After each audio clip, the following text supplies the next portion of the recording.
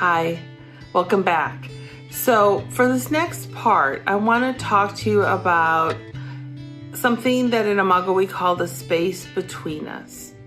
And what we're talking about is really that there is a field in a relationship that exists that is partly my field and is partly my partner's field. And together there is a third entity that we call the relationship. And what I put into that space affects the relationship. So when I put my judgments, my criticisms, my fears into the space between Stephen and I, then that starts to transform the space into a space that is less safe for him. And then he reacts to the lack of safety in the space by defending himself, by putting his own fears, judgments, and criticisms into the space between us. And then we are basically co-creating a space that is not safe for us to connect and for us to be our best selves. So when I'm pointing to this space between you and your partner, the reason I'm pointing to it is that to be there and be curious about the relational space and what the relationship needs calls on different parts of ourselves than to just think about what we want, getting the love that we want. And so we really encourage people to think about this field and what's in the space between you. So we believe that there are several things that impact that space. Some of what impacts that space is your psychology. It's your childhood. It's your previous experiences. And what you believe about yourself and the world will then impact how you relate to your partner and the relationship and the space between you. And we call that the psychological journey. And it's probably what Imago is most famous for, is saying that the relationship you have with your caretakers can impact how you show up in the relational space. So that's one way to think about it. But there's also all the other experiences you had besides just with your caretakers that impact your psychology and impact your belief systems and impact what you believe is possible in a relationship and how you relate to your partner. So we are curious about the psychological journey, and that's one of the areas that we'll explore in the workshop.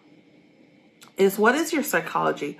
What are your memories? What are the memory networks that you hold in your body, in your field, in your psychology that may impact the relationship? The other thing that we look at is the evolutionary, we call it the evolutionary journey, or the neurobiology, your physical feelings of being safe in the world. So if you have a lot of anxiety, or you're prone to trigger easily, or you're sensitive to kind of running down your resources, if you will, then it's going to be harder for you to kind of be present in the present moment, which is where the space can be transformed. So if you're too far into the past and stories about the past, consciously or unconsciously, or you're too far into the future about how things have to be or should be, then you're not in the present moment, and that's where the space can be transformed. But when we don't feel safe in our body, if we have trauma, if we have triggers, or if we are low resourced around food, sleep, if we have a lot of stress, all of these things make it very difficult for us to be present and see our partner accurately and find the connection in the space between us. So our evolutionary, our physical reality of the fact that we live in animal bodies, the fact, our psychology, our character structures, like what we believe we're capable of, or our strengths are, or what's good to be. We call that the social journey. And that's like, I'm extroverted and you're introverted, and what does that mean? And how do I respond when I see traits in my partner that, I don't believe I have? And that's a social journey. So all of those things impact that space between us and how much safety we can create there. And we're going to go into each of those in more detail. The fourth journey we call the cosmic journey. And this, for me, is really about the energy that we bring to the space, the intention, how we show up. Do we show up really big with a lot of energy?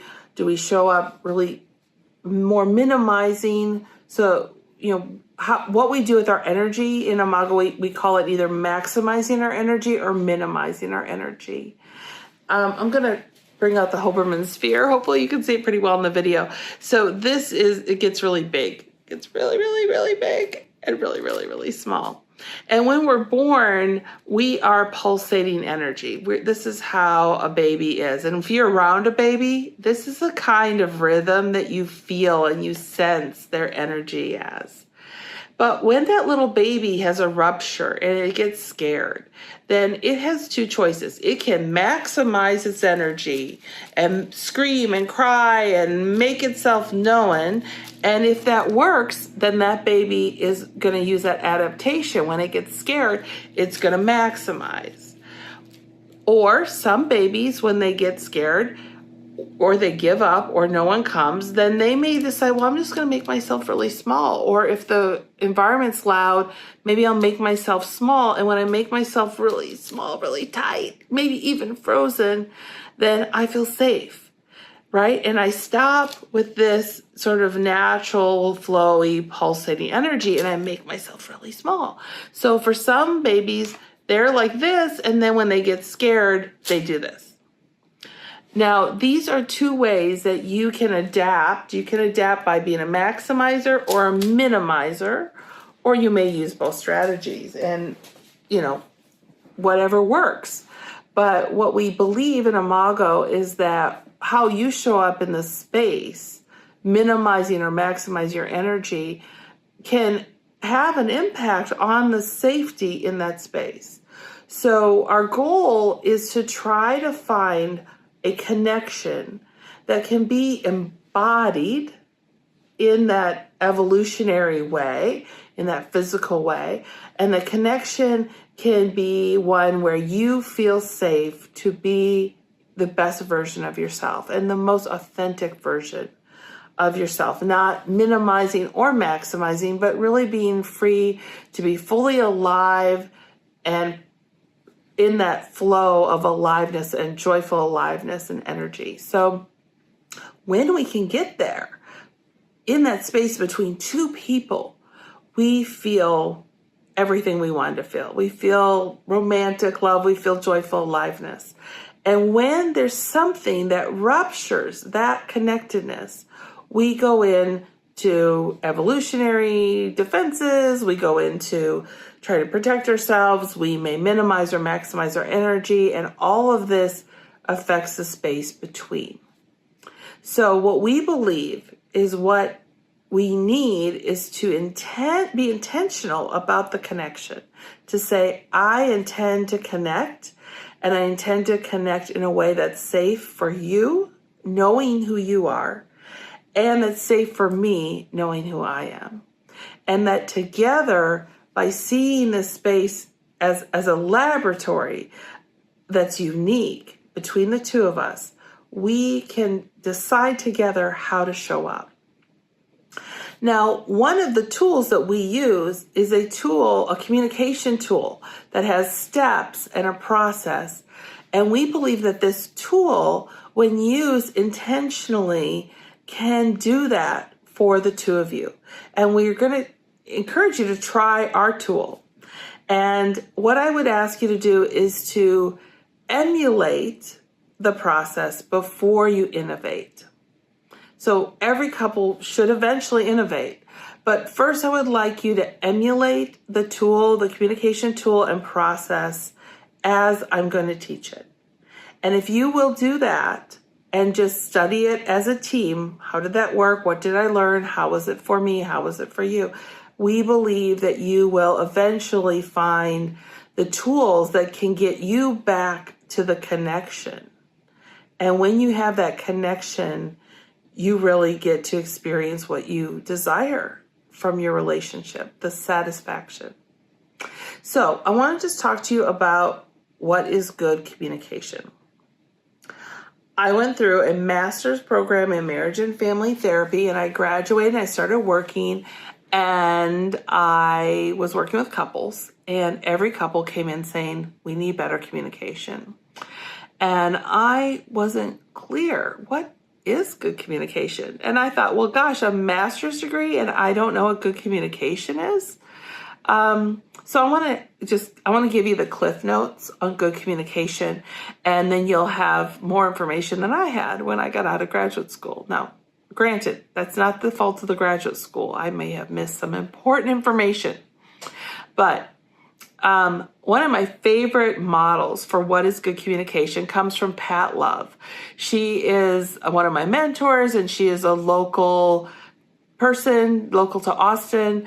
And she's now a faculty emeritus. Like, doesn't actively work with couples anymore, but she was one of my trainers. And what Pat Love said is, she said, be a stud, which I thought was funny.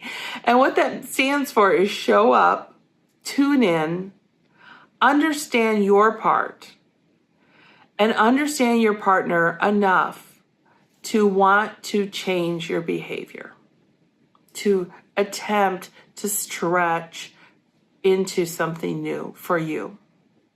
So what does that mean? Well, first of all, we have to show up. And any relationship that you're in, whether it's with your children, at work, friendships, partnership, it's really important when we show up. And when we show up, especially for those major life events, funerals, weddings, birthdays, anniversaries, special honorary, when somebody wins an award, whenever we show up, that really sets in people's minds, like it conveys something. You're important to me. You're important enough for me to show up. And if we don't show up, then really there is no space between us, right? It cannot be really created unless I show up. So that's the first thing. And there's so many things that challenge us in the modern world. Phones, lots of busy details, stress, lots of things going on in the world that can interfere with our ability to show up. So we have to really look at, how do I show up? Do I show up enough to create the space to begin with? And then once I show up, do I tune in?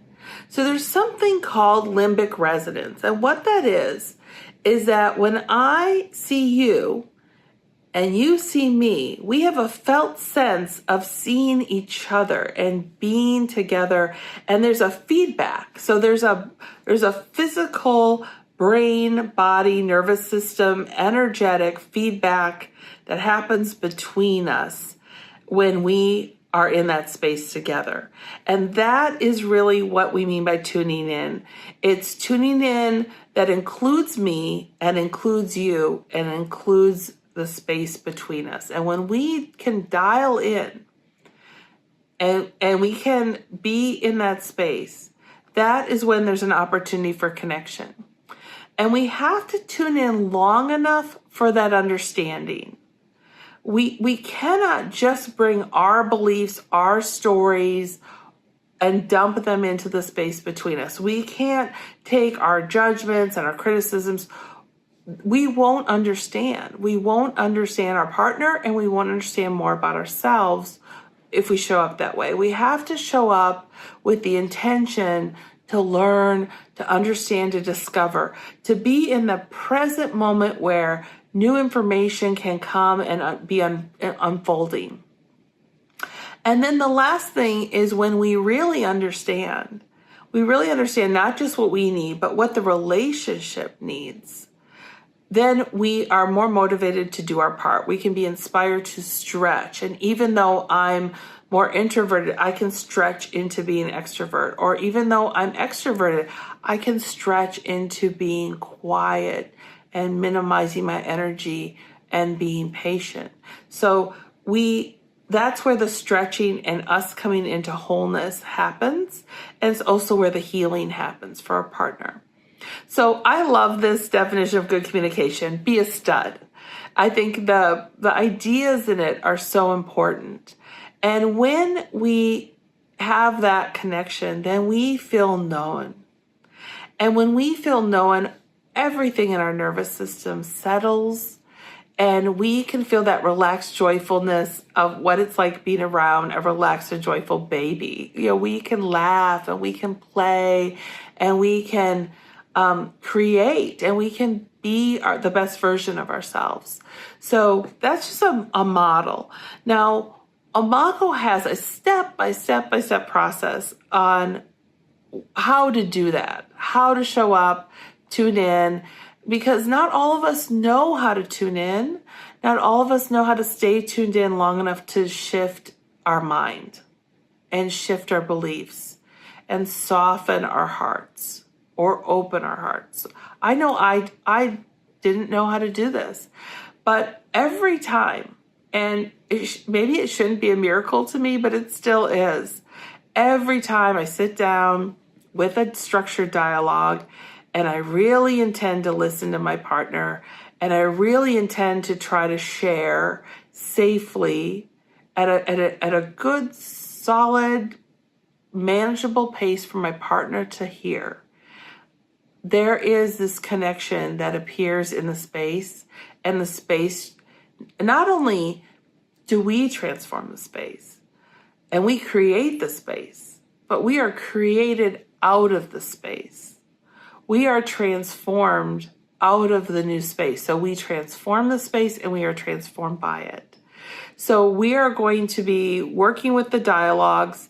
They are structured and there's a reason for that. And at first, for some people, especially people who, structure wasn't really a good thing in your history, or you're not used to it, will react to the structure of the dialogue and they won't like it. And that's okay. You don't have to like it. I just ask that you try it and then tell me what you liked or you didn't like. But the structure is important. And I just want to say just one thing about that before we wrap up this section. One of the reasons the structure is important is because we live in animal bodies. And when things go too fast for that part of our body, we get overwhelmed and we can get triggered more easily and we start to feel unsafe. So wherever there's a lot of difference, we need structure. So some of the places in our culture where there's a lot of difference would be, for instance, in a courtroom or the Senate floor where we're trying to make important policy decisions, or in a boardroom. And so in those places, we put a lot of structure and formality because we know that calms the animal body to be able to stay with the process. So it's very cumbersome. If you've ever been in a courtroom, this side has to speak and then this side, and lots of rules, lots of structure, step by step by step. And there's not a lot of just like freedom for expression. Or if you've been in a boardroom and you've done Robert's Rules of Order, you'll know there's step by step, you have to follow a process.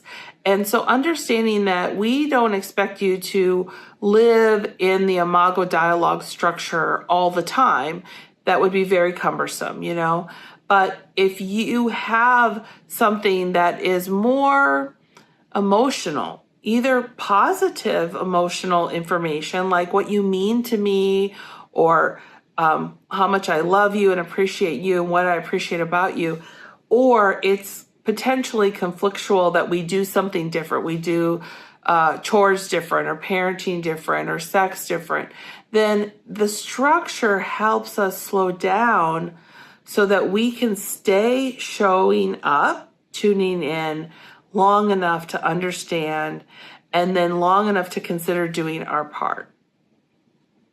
So I'm going to teach you the Imago dialogue. It's in your workbook, and we're going to go step by step. And as you go through this process, you're going to get opportunities to practice the tool with your partner. And then we're going to have opportunities to come back and for you to tell me how much you hated it, what you hated about it, or if you found that something new was possible in the space between you by using the dialogue. So thank you again for all this time you're putting into learning this content before we meet. And I look forward to the next installment.